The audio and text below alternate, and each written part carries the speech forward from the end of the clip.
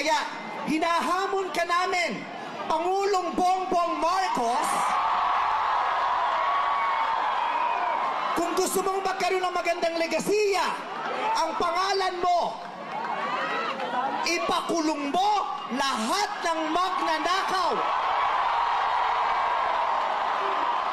Nakatingin kami sa iyo, Pangulong Bongbong Marcos, at inaasahan ka namin, hindi dahil sa idol ka namin, kundi dahil sinaswelduhan ka namin at inaasahan namin na tutuparin mo ang inuutos naming mga employer mo.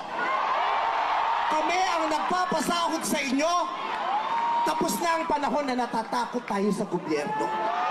Takutin natin ang gobyerno dahil ang kapangyarihan nasa sa atin, wala sa kanila. Nakatingin kami sa inyo. Ipakulong lahat ipakulong. Bawiin ang mga ari-ari.